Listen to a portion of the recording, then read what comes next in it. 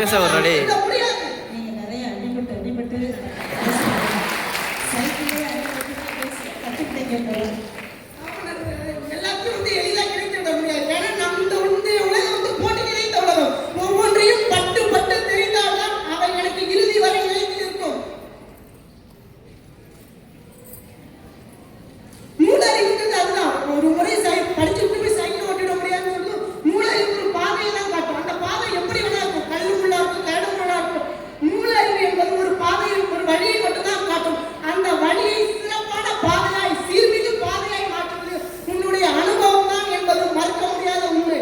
மூளறிவு எப்படி வாழ வேண்டும் என்று காட்டிவிடும். ஆனால் அனுபவ அறிவு தான் எப்படி சாதனையாளராக வாழ வேண்டும், எப்படி மதிக்கத்தக்க வழியில் வாழ வேண்டும்.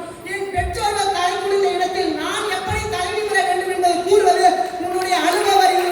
பெற்றவர்களின் அனுபவம் தான் பெரிதும் உதவும். அதனாலதான் எல்லாமே சொல்றாங்க நினைக்கிறேன். அனுபவம் தான் சிறந்த ஆசான். அனுபவத்தை விட மிக பெரியது. உனக்கு எளிதில் அனுபவத்தை விட எதுவுமே கற்றுத்தர முடியாது. அவங்க சொன்னாங்க எனக்கு முன்னாடி வந்து புத்தகத்தை படிச்சுட்டா வந்து கிடைச்சிடும். புத்தகத்தை படித்தால் ஒரு முறை படித்தால் உங்களுக்கு வாழ்க்கையில் வெற்றி கிடைக்காது. ஒவ்வொரு முறையும் இந்த இடத்துல அந்த வெற்றியை அச்சீவ் பண்ணணும்னா அது 100 முறை தோக்கணும். 100 முறை தோத்தாதான் அந்த வெற்றியோட அருமை தெரியும். அந்த இடத்துல போய் உட்காந்து அதை எப்படி சர்வே பண்ணணும்னு நீ 100 முறை தோக்கணும், 100 அடிகள் வாங்கணும். அப்பதான் அந்த வெற்றியோட அருமை உனக்கு புரியும்.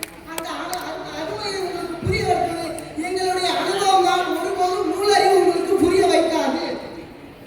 இப்போ நம்ம எல்லாமே வந்து நம்ம லைஃப்பை மூவ் ஆன் பண்ணுற ஸ்டேஜுக்கு வந்துட்டோம். இந்த துறையில் படிக்க போகிறோம். இந்த துறையை படித்து முடிச்சுட்டு ஏதோ ஒரு வேலைக்கு போகிறோம். இந்த துறை சார்ந்து ஏதோ ஒரு வேலைக்கு போகிறோம். இந்த துறையில் இப்போ படிக்கிறோம். எல்லாரும் இப்போ உட்காந்துருக்கோம் அப்படின்னு சொன்னால் நமக்கு பின்னாடி முதுகெலும்பா இருக்கிறது யாரும் நீங்கள் சொல்லுங்க எடுக்கிறவங்களே. எனக்கு பின்னால் இருப்பது என்னுடைய தாயும் தந்தையுமான இரு மாபெரும் சக்திகள் தான். எனக்கு பின்னால் இருந்து என்னை எங்கும் இயக்கி கொண்டிருக்கிறது.